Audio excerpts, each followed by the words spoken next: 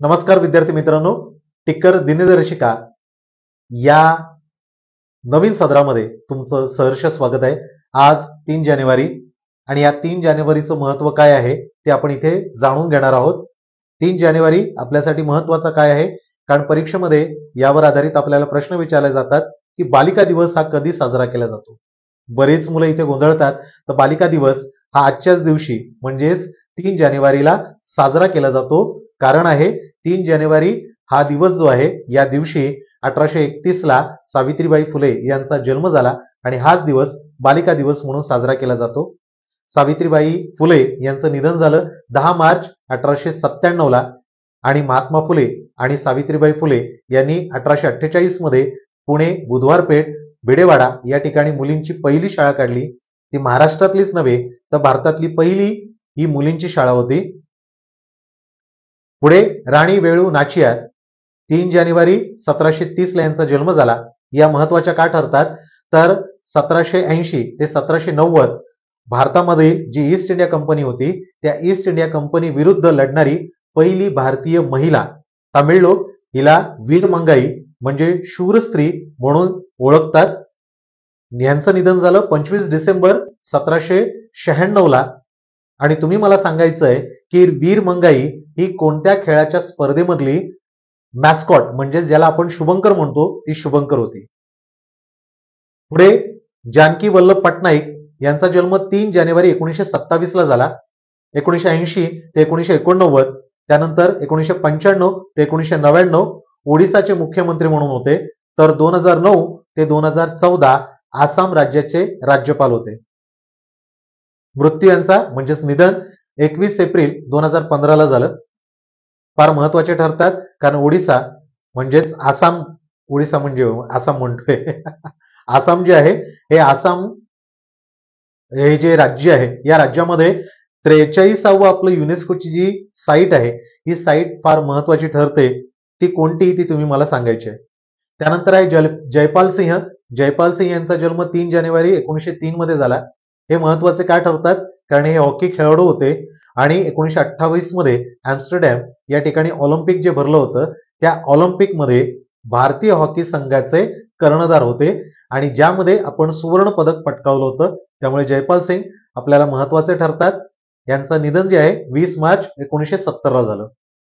सतीश धवन त्यानंतर फार महत्वाचे व्यक्तिमत्व, शास्त्रज्ञ म्हणून आपण त्यांना ओळखतोच, पण इस्रोचं स्पेस स्टेशन जे आहे सतीश धवन हे यांच्याच नावावरनं आहे. 25 सप्टेंबर 1920 मध्ये त्यांचा जन्म झाला. पद्मविभूषण 1981 मध्ये मिळालं. पद्मभूषण हे 1971 मध्ये मिळालं. तर इंदिरा गांधी पुरस्कार हा त्यांना 1999 साली मिळाला. 3 जानेवारी 2002 ला त्यांचं निधन झालं. इस्रोचे तिसरे अध्यक्ष म्हणून होते. 1772 ते 1784 या काळामध्ये इस्रोचे तिसरे अध्यक्ष होते. इस्रोचे पहिले अध्यक्ष तुम्हाला माहितीच आहेत, बरोबर आहे की नाही? कोण बरं ते तुम्ही मला सांगायचं आहे. कोण आहेत, त्यांचं नाव काय आहे आणि कोणत्या वर्षी ते होते. मेनन हे दुसरे, बरोबर आहे. त्यानंतर 3 जानेवारी आणि आता काय करतोय, इस्रो आपलं 100वे प्रक्षेपण करतोय, बरोबर आहे की नाही? आणि कोणत्या प्रक्षेपकाद्वारे करतोय हेही मला त्यात सांगायचं आहे.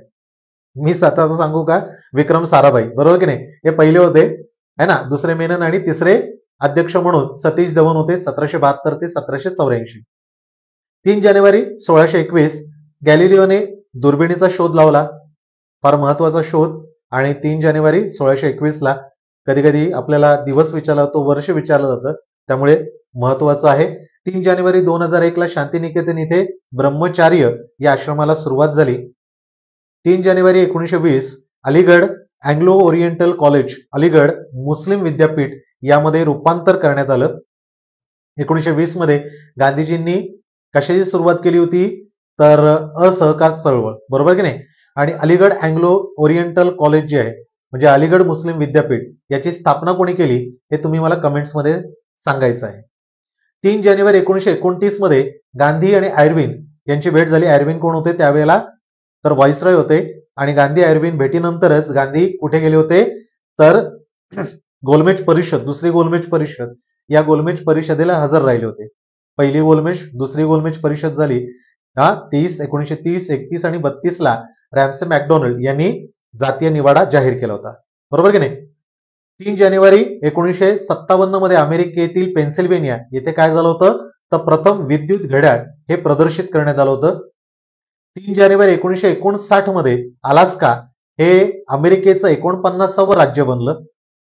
त्याचबरोबर युगांडा जे आहे हे 3 जानेवारी 1962 मध्ये आफ्रिकेतलं प्रजासत्ताक देश म्हणून आलं किंवा निर्माण झालं.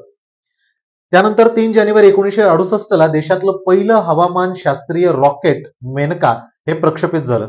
कधी झालं? 3 जानेवारी 1968 ला. 3 जानेवारी 1971 ला भारत पाकिस्तान युद्ध हे सुरू झालं आणि 3 जानेवारी 1971 हे महत्वाचं का ठरतं? कारण याच वेळेला आणीबाणी जाहीर केली होती. पहिली आणीबाणी, दुसरी आणीबाणी आणि तिसरी आणीबाणी हे मी तुम्हाला लाईव्ह मध्ये घेतलेलंच आहे. तर मला सांगायचं कोणत्या कोणत्या काळामध्ये या आणीबाणी केल्या. भारतामध्ये 3 झाल्या. बरोबर आहे? कलम 352 अंतर्गत.